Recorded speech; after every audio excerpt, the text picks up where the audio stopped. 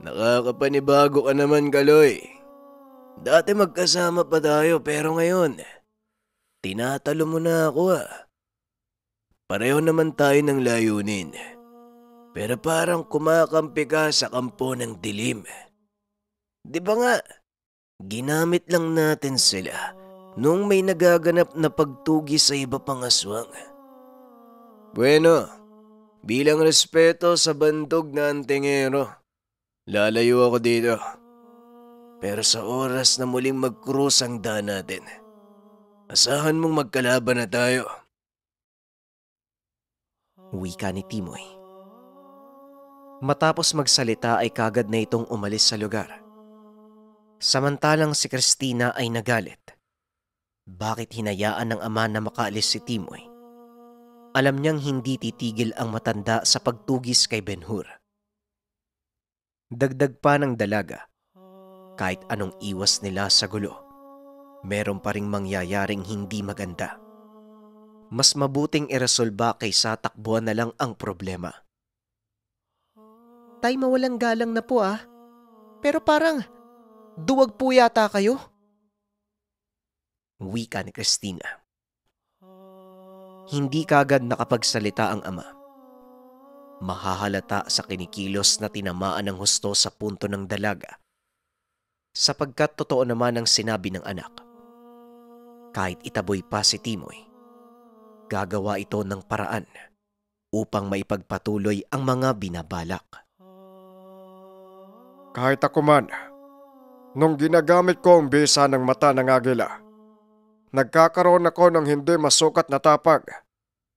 Kagaya mo ngayon na hindi alintana ang peligro at pinapaira lang ang pagsugpo sa kalaban.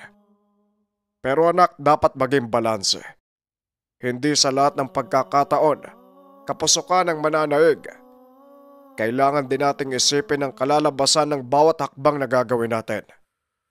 Sa tingin mo, kapag pinatay natin si Timoy, matatahimik na ba ang buhay ni Ben-Hur? Maaari itong magmitsa ng mas malaking gulo. Maraming kakampi si Timoy sa gawain. At hindi malayo na kapag may nangyari sa kanyang masama, posibleng makialam ang iba.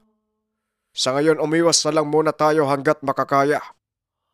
Ben-Hur, sino mang makita mong taong banta, sabihan mo ko, papakiusapan ko. Wika ni Tatay Kaloy. Hindi kumbensido si Christina ngunit hindi na siya sumagot pa.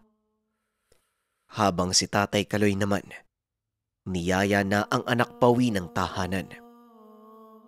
Habang nakatitig si Christina kay Ben-Hur, nag-aalala siya sa sitwasyon ng kaibigan. Ngunit sinabi ni Ben-Hur na tama si Tatay Kaloy. Umiwas muna hanggat makakaya. Dagdag pa ng kaibigan, kapag may banta sa paligid ng bahay, lilisan si Ben-Hur at magtatago sa ligtas na lugar. Dagdag pa ng binata, kaya niyang iligtas ang sarili kaya hindi na dapat mag-alala si Christina. Paano yung nanay mo? Paano kapag napagkamalan siyang aswang? Tanong ng dalaga. Isasama ko si Nanay Rebecca. Matagal na naming pinagandaan to mula nung mamatay si tatay. Labag man sa kalooban ni Christina ang mga sinabi ng kaibigan. Wala siyang nagawa kung hindi sumang-ayon. Kinabukasan, pagpasok ng paaralan kaagad niyang hinanap si Ben-Hur, ngunit hindi niya ito nakita. Nilibot niya ng tingin ang buong silid. Wala si Ben-Hur sa upuan nito. Nag-alala ang dalaga sapagkat baka may nangyari sa kaibigan. Dulot ng tensyon. Walang pahintulot na lumabas si Christina ng silid. Tinawag pa siya ng guro ngunit hindi na nakinig pa si Christina. Mabilis siyang tumakbo papunta sa bahay ni Ben-Hur. Nang makarating ang dalaga, nakita niya na tila wala ng tao sa bahay. Napakatahimik at nakasara ang pintuan. Paulit-ulit niyang tinawag si Ben-Hur, pero walang tumutugon sa kanya. Kaya naisip ni Christina na baka lumisa na ang kaibigan kasama si Aling Rebecca. Dumiretso na ito sa tahanan at kaagad na ipinaalam sa tatay ang sitwasyon. Pasensya na anak, pero tama lang ang ginawa ni Benhur. Labas na ang pamilya natin sa kanila. Wika ni Tatay Kaloy. Tay, natatakot po ako para sa kanya eh. Pwede po ba natin silang tulungan? Umiling si Tatay Kaloy. Sinabing mahirap ang gustong mangyari ni Christina. Dagdag ng ama.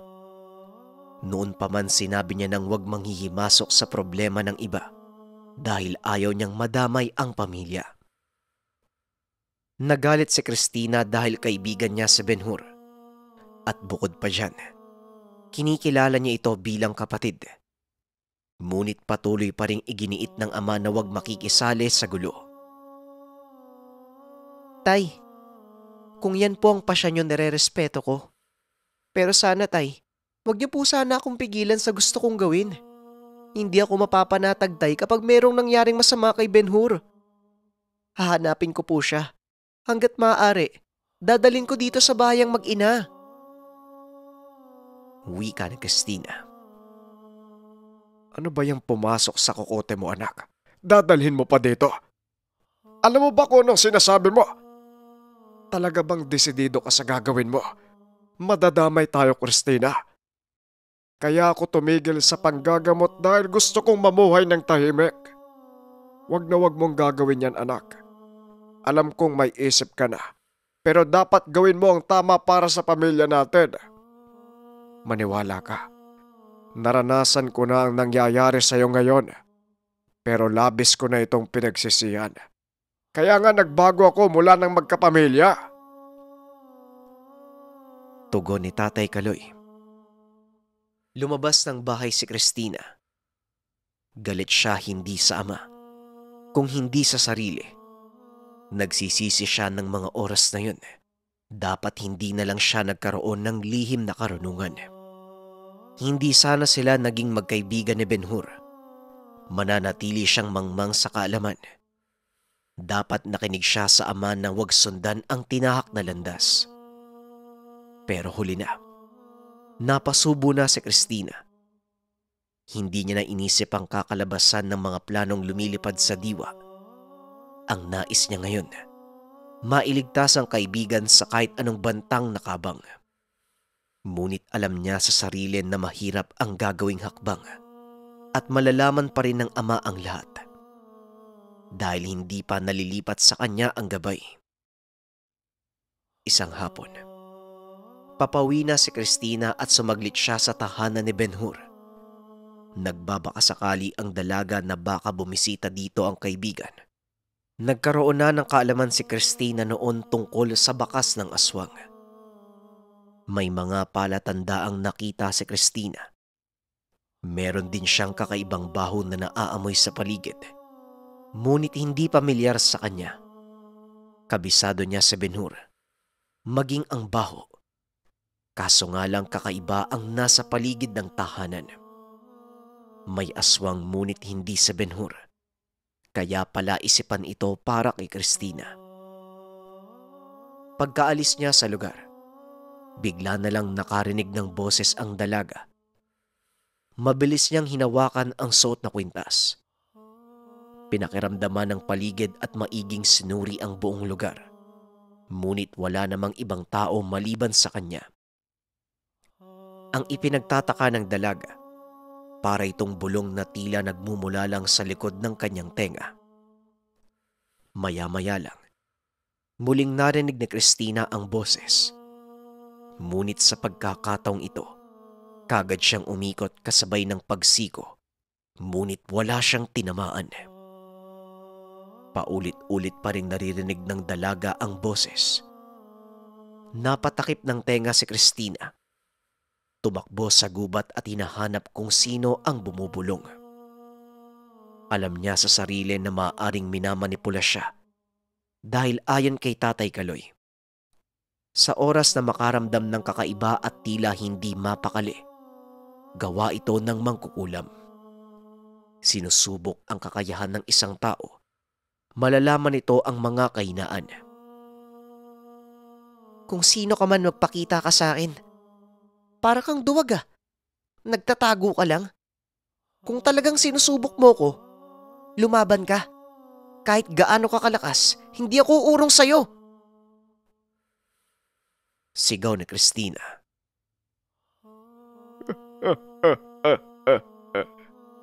Ano bang ginagawa ng bagong nagmamay-ari ng mata ng agila? Anong sinasabi mong mangkukulam? Sino ka? Magpakita ka. Huwag kang antuwag. Magpakita ka sa akin. Pansamantalang nawala ang bulong. Napalitan ito ng katahimikan. Ang tanging naririnig ni Christina ay tunog ng kalikasan. Ngunit hindi pa rin nawawala ang pagkabanas ng dalaga. Hinanap niya kung saan galing ang boses. Huwag mo kong hanapin. Dahil lang totoo. Hawak mo ko. Ako ang gabay sa mata ng agila. Pinakawalan na ako ng tatay mo dahil hindi niya na kayang tiisin ang kalagayan mo. Wika ng bulong. Sa pagkakataong ito, hindi nakagalaw ang dalaga at nabalot ng matinding pagtataka. Hindi niya alam sa sarili kung paniniwalaan niya ang nangyayari. Hanggang sa muling nagsalita ang gabay. Ayon dito, minsan lang siyang magbigay ng abiso. Limitado lang ang presensya niya sa mundo ng mga tao, lalo't isa siyang kaluluwa. Ang mga abisong ito ay kinabibilangan ng pagbibigay ng babala. Sa pamamagitan ng pagkakaroon ng pangitain na magbibigay ng kaalaman kay Christina sa mga dapat gawin. Hanggang doon lang ang kasunduang hiniling ng gabay upang mabantayan ang sino mang susunod sa mata ng agila. Ano po? Hindi ko po maintindihan eh. Ang ibig sabihin, lumipat na po yung gabay sa akin? Tanong ni Christina. Oo. Hindi mo alam ang mga nangyayari. Kailangan na kitang samahan. Kilala mo ba kung sino ako? Ako ang Lolo Warlito mo. Bago ako namatay, humiling ako sa mga sugo bilang kapalit ng mga nagawa kong kabutihan. Gusto kong magabayan ng susunod na magmamay-ari ng gamit. Pinahintulutan ako, pero hanggang sa pangitain lang. Dagdag pa ng gabay. Mahigpit na ipinagbabawal ang pagbibigay ng buong detalye at karunungan sa isip ng tao, lalo na patungkol sa paggabay sa kung anong mangyayari sa hinaharap at kung ano ang dapat gawin. Maaari itong mangyari sa pamamagitan lang ng pangitain. Hindi na patas sa mata ng Diyos kung diretsyong ipapayag ang mangyayari sa hinaharap. Dalawa lang ang kahahantungan ng pangitain, mali at tama. Ang may-ari lang ng gamit ang magpapasya kung anong nararapat na gawin sa oras na magkaroon ng pangitain. Ang mali at tamang iyon ay nakasalalay sa kamay ni Christina. Umuwi ng tahanan si Christina. Nakapagtataka namang sinalubong siya ng tatay sa daan palabas ng lugar. Hindi pa man nagsasalita si Christina. Inilipat ko na sa iyo ang gabay dahil kailangan mo ito. Napag-isip-isip ko na baka dumating ang araw. Mapapasubo ka, wala ang gabay. Lalo na't alam kong may ginagawa kang hakbang sa paghahanap kay Ben-Hur. Pasensya na anak. Sana naintindihan mo ang pagiging mahigpit ko. Hindi ito karawagan kung hindi pinoprotektahan ko lang kayo ng nanay mo at lalo ka na, pati na din ang kinabukasan mo. Ngayon, hindi ko na naaatim ang lahat. Kung ano man ang problema mo, problema ko na din. Kailangan ko nang ibalik ang lahat ng nakagisnan ko para damayan ka sa mga hakbang na gagawin mo. Wika ni Tatay Kaloy. Tumulo ang luha sa mga mata ni Cristina nang hindi namamalayan. Niyakap niya ang ama at nagpasalamat.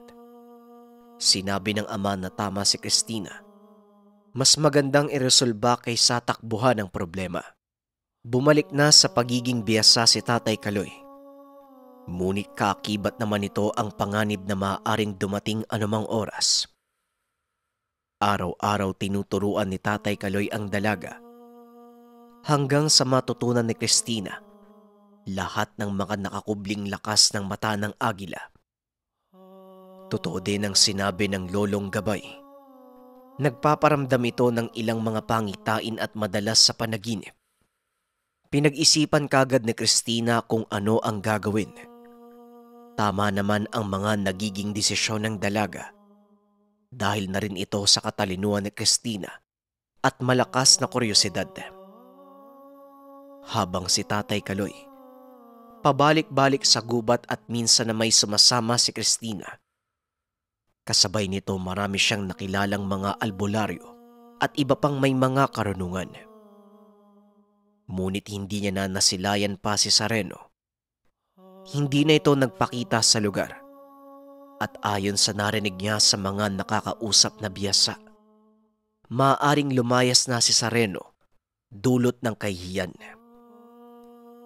Habang lumilipas ang araw, sa kabila ng pagkaumaling ni Cristina sa gamit, hindi naman niya pinabayaan ang pag-aaral. Kasabay pa nito, patuloy din niyang hinahanap si Ben-Hur. Nalibot na ng dalaga ang buong lugar. Maging sa karatig baryo ay nasubukan na niyang hanapin si Ben-Hur. Ngunit sa kasamaang palad, ni bakas ng kaibigan ay wala siyang nakita. Paparating na ang mahal na araw. Mas naging abala si Tatay Kaloy. Halos hindi na ito umuwi ng bahay habang si Cristina naman nagulat sa biglaang pagpapakita ni Ben-Hur. Isang gabi habang nasa bukana ng bahay ang dalaga, sinitsitan siya ng kaibigan. Kagad niya itong nakilala. Kahit hindi pa nagpapakita, alam niya ang presensya ni Ben-Hur. Tuwang-tuwa ang dalaga nang masilayan ang kaibigan. Hindi na pigilan na yakapin ito. Kaya ako nandito, Cristina. May nangyayari ngayon eh. Lingid sa kaalaman nyo. Nayan ba ang tatay mo? Kailangan ko siya makausap. Hindi din ako magtatagal. Nagtaka si Cristina dahil balisa ang mukha ni Ben-Hur. Mamaya pa siguro eh. Ano bang nangyari? Pwede mo namang sabihin sa akin ah. Halika, sumama ka sa akin. May ipapakita ako sa'yo. Hindi man nasaan yung aswang sa Ben-Hur. Mabilis siyang kumilos. Agad namang sumunod si Cristina at nasasabayan ang bilis ng aswang sa tulong ng mata ng agila. Nagtataka man ang dalaga, ngunit alam niya na sobrang importante ang mga ilalahad ni Ben-Hur. Malayo ang narating nila. Halos hangganan na ng kabilang lunsod ng pagadian. Huminto si Ben-Hur at may tinurong lugar. Isa itong burol kung saan ang dalisdis, mga saging at may pinyang nakapalibot. Nagtanong naman si Cristina kung anong meron sa lugar. Hanggang sa naglakad ng ilang hakbang si Ben-Hur at sumunod naman ang dalaga. Maya-maya pa, bumungad kay Cristina ang isang butas na tila kasya ang katawan ng tao. Meron itong kakaibang amoy na nagpagulat kay Cristina. Pamilyar sa kanya ang baho. Kapareho ng amoy na naiwan sa bahay ni Ben-Hur nung nakaraang pagpunta. Nung gabing yun, umalis kami kaagad ng nanay ko eh. Ilang mga kurubo yung umaaligid sa lugar. Hindi ko alam kung bakit. Sa pagkakaalam ko, matagal na yung pinalayas ng grupo ni Mang Kaloy, kasama si tatay. Dagdag pa ng binata. Ang mga kurubo ay isang uri ng gabunan na nakatira sa ilalim ng lupa. Habang nagtatago sila ni Nanay Rebecca, inalam niya ang dahilan. Nag-aaklas ang mga kurubo at ang punterya ay ang mga tumugis sa kanila noon. Bakit naman napasali ka? Di ba ang tatay mo lang dapat? Ang sabi ni Ben-Hur.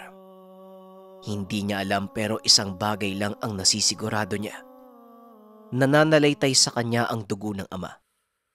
Kaya hindi may pagkakaila na mapagkakamalan siyang isa din sa tumugis sa mga kurubo. Dagdag pa ni Ben-Hur. Ang butas na nakita ni Cristina ang pugad ng mga kurubo. Kailangan itong malaman ni Tatay Kaloy sa lalong madaling panahon. Gaano ba kadelikado yung mga nilalang na tinutukoy mo? Parang sobra kang nag-aalala. Hindi ba pinalayas na nga sila? Hindi malayong magagawa uli yun. Ang sagot ni Ben-Hur. Kakayanin nila ang kurubo kung 1 hanggang 2 lang. Lalo na't taglay ni Cristina ang pinakamalakas na tangan ng ama. Pero ang kurubo, hindi umaatake at lumalaban ng mag-isa kung hindi isang katutak.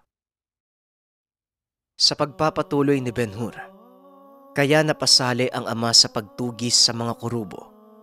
Sa kadahilanang ginamit nito ang malakas na pang-amoy at pakiramdam upang matukoy ang kinaroroonan nila. Naalala ko ang sinabi ni Timoy. Naging magkasama sila ng tatay mo. Maaaring pagtugis ito sa mga kurubo. Wika ni Ben-Hur. Kung ganun, kailangan din pala ng tatay ng iba pang kasama. Paano ba nangyari? Bakit bigla silang bumalik? Tanong ng dalaga. Hindi ko alam, Christina . Sa ngayon, kailangan mong ipaalam ang lahat sa tatay mo. Hindi na kita maihahatid . Sa tingin ko naman mapapagkatiwalaan kita sa ngayon. Nararamdaman ko na ang lakas mo. Nararamdaman ko na sa iyo ang dating lakas ni Mang Kaloy. Nakakakilabot.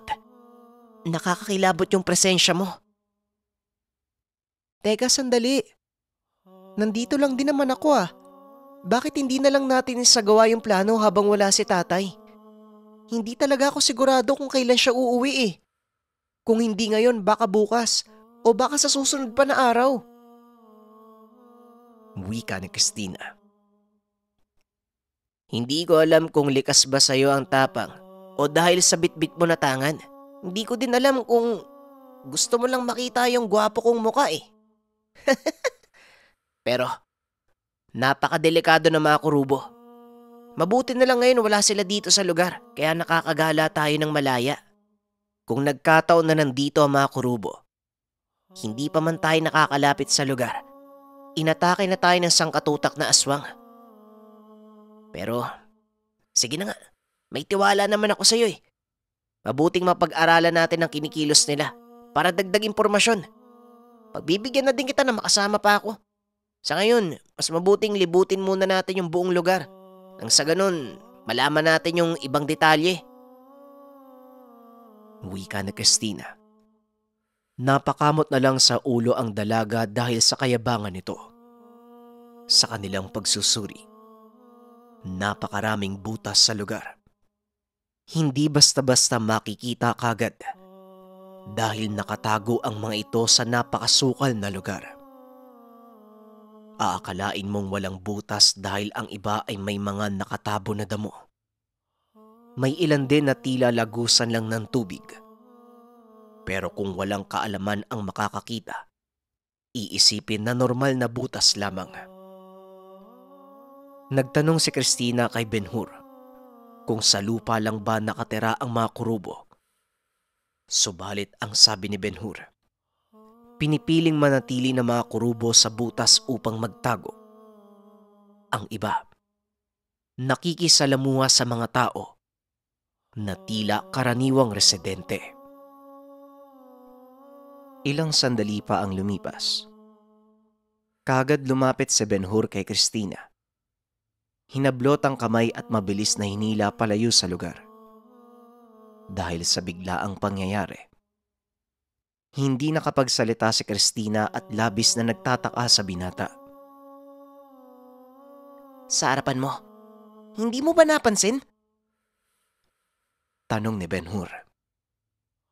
Ano? Wala naman akong nakita. Tugon ni Christina. Doon sa bandang unahan. Sige na, tumakbo ka lang. Mamaya masundan pa tayo eh. Ilang segundo pa ang lumipas.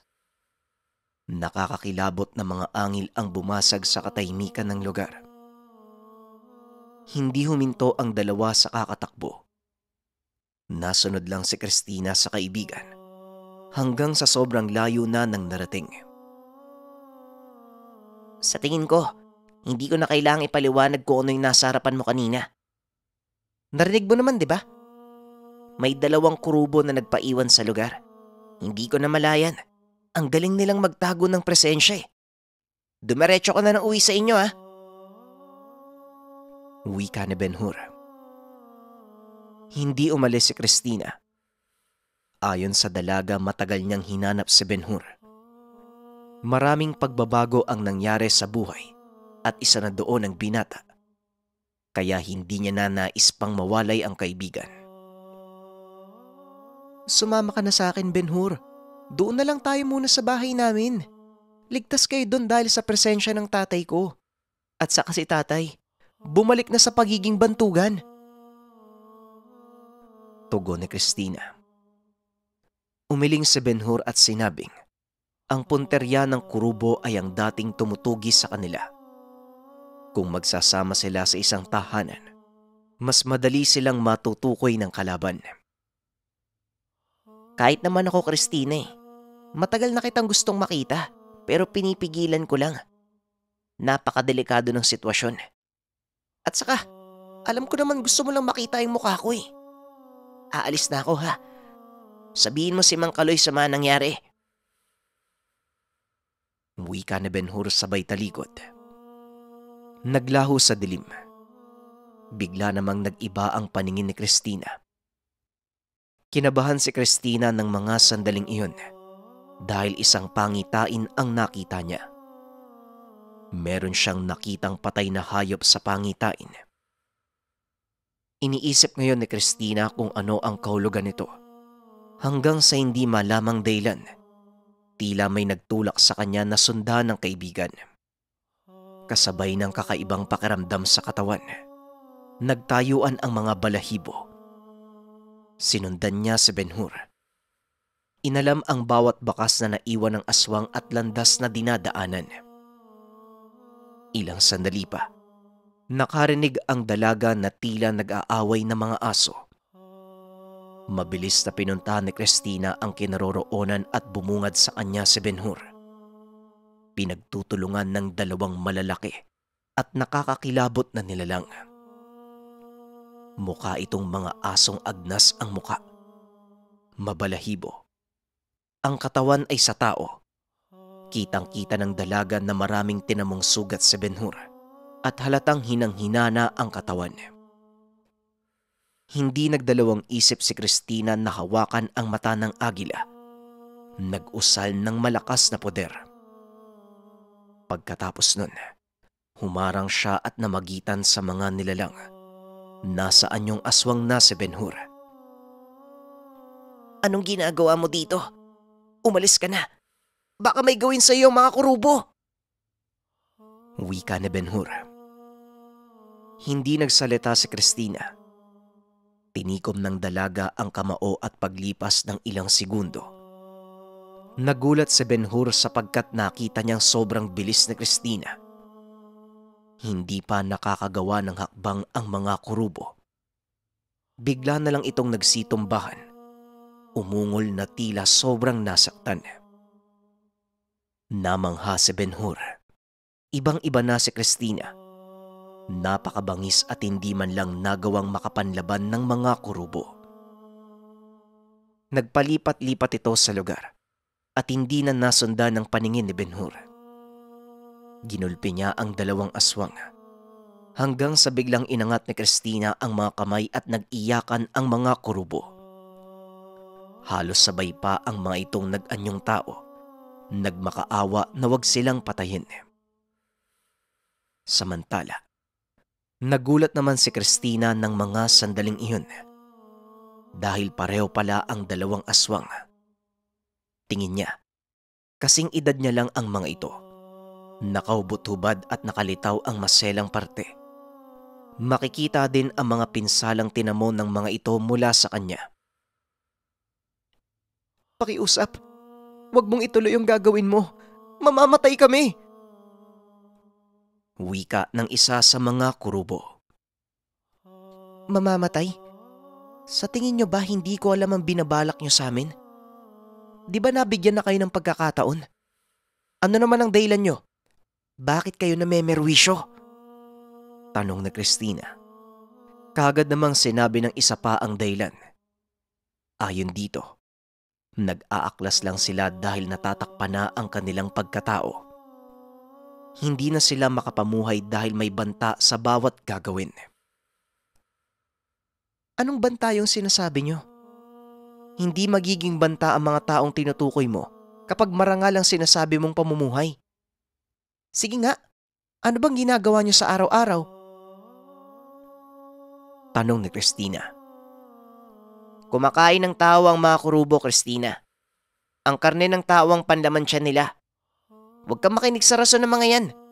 Magaling manlid lang ang mga kurubo. Wika ni Ben-Hur. Nagkatitigan ang dalawang aswang at kitang-kita sa mukha ang pagkabalisa.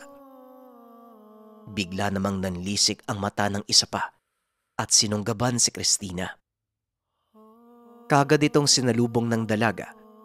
Sinakal at walang pagdadalawang isip na nag-usal ng malakas na parusa, sabay suntok sa mukha ng kurubo.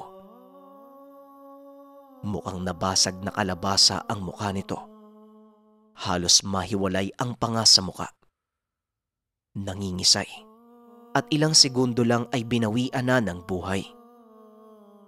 Samantalang yung isa naman, tinangkapang tumakas, pero hinabol ito ni Ben-Hur at nang maabutan.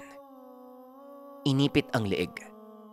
Hindi pinakawalan hanggang sa hindi na makahinga at binawian na rin ng buhay.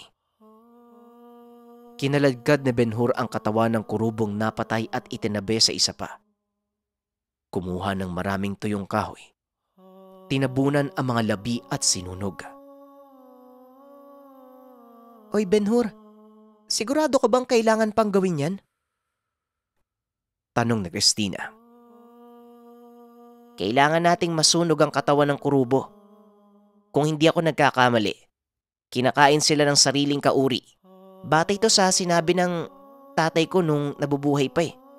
Kaya patuloy sa paglakas sa mga kurubo dahil sa pagkuha nila ng lakas ng mga namatay na kalahi nila. Kaya nga noon, tinaboy na lang yung mga kurubo imbis na patayin eh. Kasi madadagdagan lang yung lakas nila kapag kinain nila yung mga kalahi. Kaya ito ang naisip kong paraan. Sunugin na lang natin sila.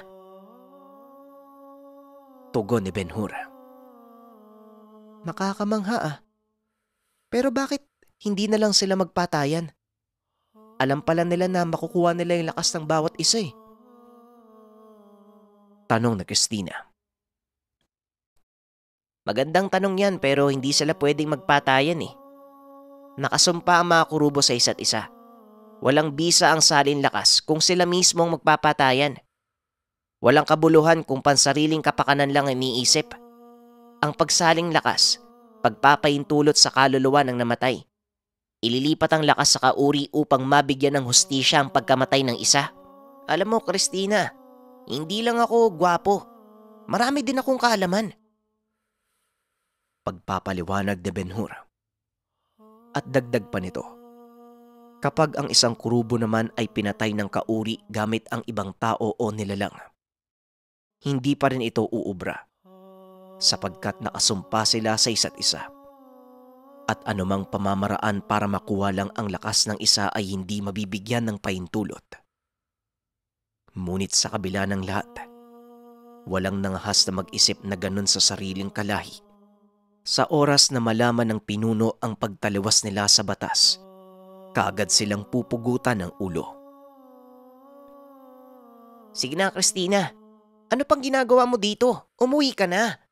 Alam ko mahirap talagang takasan yung gandang lalaki ko eh. Pero umuwi ka na muna sa inyo. Wika ni Ben-Hur. Napakayabang talaga nito. Kung nagkamali ako sa pag-intindi sa nakita kong pangitain, siguradong patay ka na ngayon. Isama mo ko sa bahay nyo. At saka, wag mo nga akong sasabihan ng mga dapat kong gawin. Halika na, pumunta na tayo kung saan kayo nagtatago. Tugon ni Christina. Hindi na nakapagsalita pa si Ben-Hur.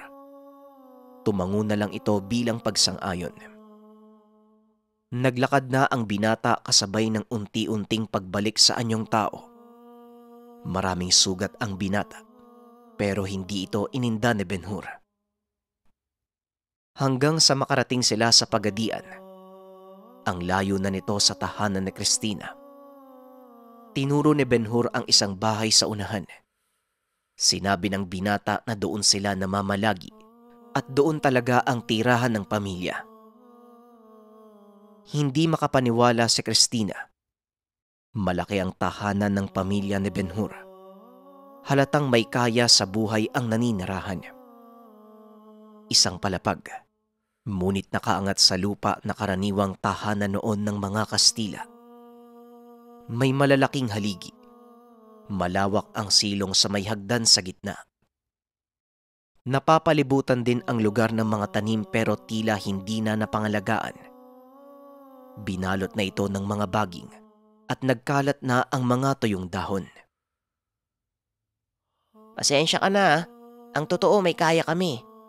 Pero pinili ng tatay ko na ilayo kami sa karangyaan bilang pag-iwas na rin sa gulo. Meron kaming nakaalitan na kaanak. Isa sa kamag-anak namin ang nagbanta na sa oras na lisanin namin ang lugar, ibubunyag ang pagiging aswang ng pamilya. Matindi ang pagkaingit ng tiyuhin kong si Poron sa tatay ko eh. Kay tatay kasi pinagkatiwala yung bahay at ilang mga negosyo dahil siya ang panganay. Sa pagpapatuloy ng kaibigan, aswang din si Tio Poron. Nagbanta ito na maghahasik ng lagim sa lugar at papalabasin na kasalanan ito ng ama. Hindi naniwala ang tatay ni Ben-Hur na kaya itong gawin ng tiyuhin. Hanggang sa tinutuon nito ang sinabi at maraming sumugod sa tahanan nila.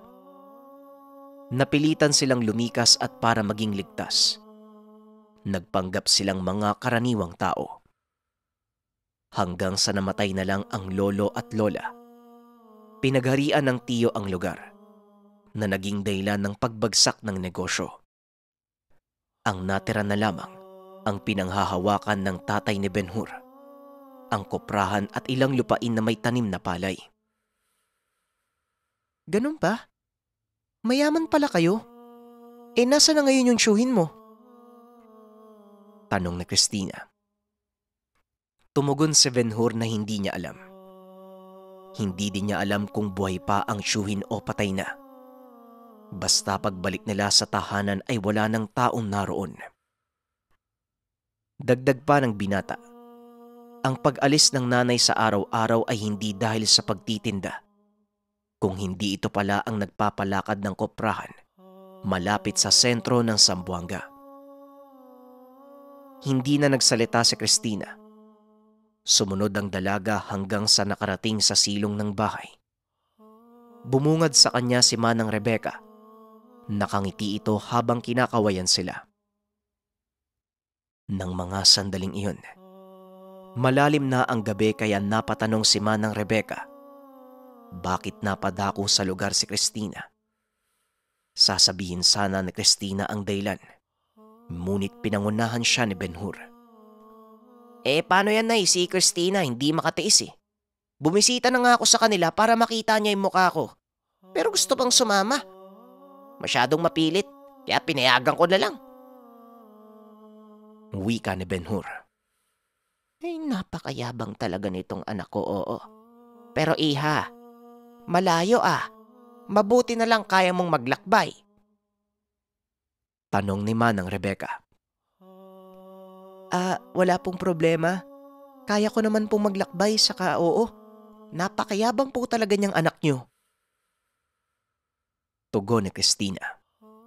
Kinamusta niya ang nanay ni Ben-Hur at pag-akyat ng tahanan. Nanlaki ang mga mata ng dalaga sa mga mamahaling kagamitan na nasilayan. Naggagandahang muebles, aranya, mga aparador, salamin at lamesang ubod ng laki. May 4 na kwarto ang tahanan at halos kasing laki ng bahay ni Christina yung isang silid. Hindi ka ba natatakot? Kung hindi pa umuwi yung tatay mo, nandun si Nanay Minda. Wika ni Ben-Hur. Sinabi ni Christina na malaki ang tiwala niya sa mga nilagay na poder ng ama sa paligid ng bahay. At dagdag pa nito, mas ligtas sila sa tahanan kaysa sa labas dahil sa dami ng banta. Hindi na masyadong lumalabas si nanay ng bahay mula nang bumalik si tatay sa pagiging bantugan. Kaya huwag kang mag-alala. Wika ni Christina. Hanggang sa may nagpakita sa kanyang pangitain. Napahinto ang dalaga sa pagkilos at maiging inalam ang ibig sabihin. Kasunod ng pangitain, narinig niya ang gabay. Sinabihan siyang mag-ingat. Pero sa pagkakataong iyon, hindi ito lubusang maintindihan ni Christina. May nakita siyang lalaki sa malayo. Nakatingin sa kanya at mahaba ang buhok. Hanggang sa bigla na lang tumakbo pababa ng bahay si Ben-Hur. Kaagad namang sumilip ang dalaga sa bintana upang sipatin kung ano ang nangyayari. Nakita niya si Ben-Hur. Nakatayo sa taniman at nakatingin sa isang banda. Makikita sa mga kinikilos ni Ben-Hur na tila may pinakikiramdaman sa paligid. Samantala, nabagabag naman si Christina kaya mabilis siyang nag-usal. Ipinikit ang mga mata. Pagkabukas ng mga mata ni Christina, gano'n na lamang ang pagkawindang niya nang makita ang lalaki sa harapan ni Ben-Hur. Nakayuko. Mahaba ang buhok na nakatabon sa muka. Ito ang nakita niya sa pangitain.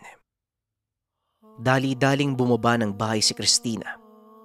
Subalit nakita niya ang pagudyat ng kamay ni Ben-Hur. Ang ibig sabihin ay huwag siyang lalapit. Tiyo Poron, pasensya na po kayo ah. Sandali lang naman po kami dito sa lugar eh. Aalis din po kami. Umiwas lang po kami sa mga tumutugis na kalaban namin. Pagtapos po nito, pangako po aalis po kami. Wika ni Ben-Hur. Dito napagtanto ni Christina na ang kaharap ng kaibigan ay walang iba kung hindi ang tiyuhin. Nakikita nito ang nakakubling mga mata sa likod ng buhok na nakatabon. Nanlilisik na. Galit na galit. Tila may hindi magandang gagawin. Nang mga sandaling ito, pinag-aralang maigi ni Christina ang kinikilos ni Poron upang handa siya kung sakaling may mangyari. Hindi ako galit sa pananatili niyo sa lugar. Naiinis ako doon sa kasama niyong tao. Wika ni Poron. Tiyo, kaibigan ko po siya eh. Huwag po kayo mag-alala. Bukas sa bukas po, aalis din po siya sa bahay. Tugon ni Ben-Hur. Lumapit si Poron kay Christina at tinitigan siyang maigi. Narinig ni Christina ang paghangos ng tiyuhin ni Ben-Hur. Huwag mong antayin na may gawin akong masama sa'yo. Ngayon din, lumayas ka dito, babae ka. Hindi ka namin kauri. Hindi ka pwedeng mamalagi sa lugar namin. Wika ni Poron. Nagpantig ang tenga ni Christina. Tinikom ang mga kamao at inambahan ng suntok si Poron. Hanggang sa biglang muling nagsalita si Poron. Hindi siya natitinag kahit ang pinagkukunan ng dalaga ng lakas ng loob ay ang mata ng agila. Dagdag pa ni Poron, anumang oras ay pwede niya nang patayin si Christina. Akmang sasakalin na nito ang dalaga. Ngunit tinapik ito ni Christina. Baka ikaw ang mapatay ko. Sa oras na may gawin kang masama. Ang kapal ng mukha mo ah. Traidor ka sa angkan nyo. Kapag hindi ka umalis, mapipilitan akong gawin ng bagay na hindi mo magugustuhan. Wika ni Christina. Nang mga sandaling iyon, hindi na mapalagay si Ben-Hur. Paglapit niya sa dalawa upang awatin, bigla na lang siyang sinuntok ng tiyuhin. Tumilapon ang binata, kaya sumigaw si Nanay Rebecca habang nakasilip sa bintana. Hindi na nakatiis pa si Christina. Hinila niya ang kamay ni Poron at buong lakas na inampas sa haligi ng bahay. Ngunit nakakapagtaka, mabilis nitong naitukod ang mga paa. Imbis na si Poron ang mapuruhan, si Christina ang humampas sa haligi ng tahanan. Napaungol ng malakas ang dalaga dahil sa sobrang lakas. Hindi pa rin napahinto si Poron. Kumabig na ito sa gilid at sa kabilang haligi naman inihampas si Christina. Nang mga sandaling iyon, bumagsak na sa lupa ang katawan ng dalaga na siya namang ikinagalit ni Ben-Hur. Nag-anyong aswang ang binata at kasabay nito, nag-anyong aswang na din si Poron. Hindi naman labag sa akin na manatili kayo dito ng nanay mo. Hindi ka naman damay sa alitan namin ng tatay mo eh. Anumang oras pwede kang pumunta dito. Pero hanggang doon lang. Huwag ka nang magsama ng iba. At kung ano man ang gusto mong gawin, itigil mo na. Dahil kahit anong gawin mo, wala kang laban sa akin. Wika ni Poron. Sumunggab si Ben-Hur at tinamaan niya si Poron. Ngunit hindi man lang nayanig ang katawan ng tiyuhin. Sa halip ay tumawa lang ito at sinabing wala nang makakapantay sa lakas niya. Matapos itong marinig ni Ben-Hur, umatake muli ang binata ngunit sa pagkakataong iyon, pumalag na ang tiyuhin. Dinakma ang ulo ni Ben-Hur at pagkatapos, inihampas sa lupa sa tabi mismo ni Christina. Christina, umalis ka na. Dalian mo! Wika ni Ben-Hur. Marahang inangat ni Christina ang katawan. Kumapit sa haligi upang makatayo. Damang-dama pa din ang pinsala. Pero tiniis ito ng dalaga at tinitigan si Poron. Inuubos mo ang pasensya ko ah. Humanda ka sa akin. Wika ni Christina.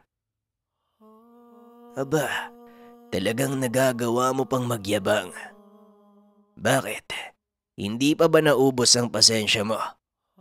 Hindi mo pa ba napapansin ang agwat ng lakas natin? Tanong ni Poron. Habang naririnig ito ni Christina, umabante ang dalaga pero habang nangyayari yon, kinalas niya ang kwintas at pinalaman sa kamao. Akma sanang susuntukin niya na si Poron. Sa hindi malamang dahilan, bigla na lang nawalan ng balanse si Christina. Lumambot ang tuhod, dahilan kaya muling natumba ang dalagita. Kita mo na, pinipilit mo lang ang katawan mo. Kung sa bagay, kakaibang tapang nga naman ang binigay ng tangan mo. Pero kulang ang kaalaman mo. Kilala ko ang dala mong gamit, kaya kampante ako na wala kang panama sa akin. Mangmang ka pa, bata! Wika ni Poron. Bigla na lang sumimangot ang mukha ng aswang. Napatingin sa buong paligid. Samantala, nagtataka naman noon si Christina. Kitang-kita niya ang pagbabago ng itsura nito na tila may kinakatakutan. Ilang sandali pa. Kilala mo ang gamit dahil kilala mo ko.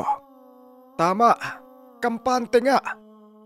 Bagaman natutunan na ng anak ko ang mga bisa ng mata ng agila sa pagsasanay, hindi pa siya napapasubok sa labanan na naranasan ko dati. Kailangan niya pa ng karanasan. Wika ng lalaki. Nanlaki ang mga mata ni Christina. Unti-unting may lumitaw mula sa dilim. Naglalakad ito papunta sa kanya. Walang iba kung hindi si Tatay Kaloy.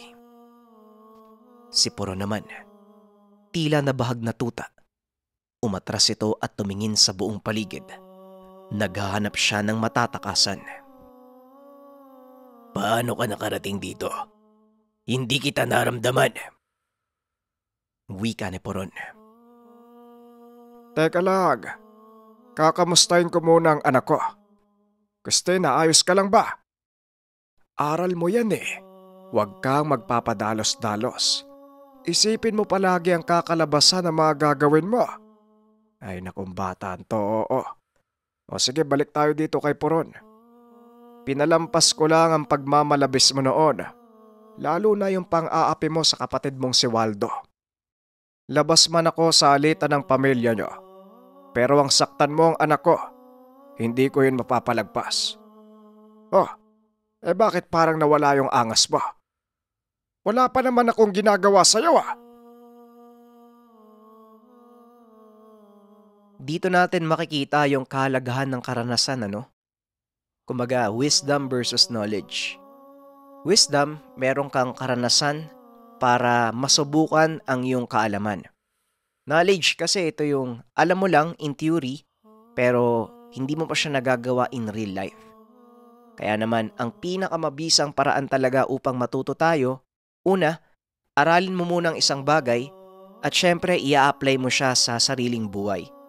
Kagaya na lamang ng nangyari kay Christina, maaaring sa kanyang pagsasanay alam niya na ang bisa ng tangan, pero sa aktwal na pakikipaglaban, iba ang mararanasan niya.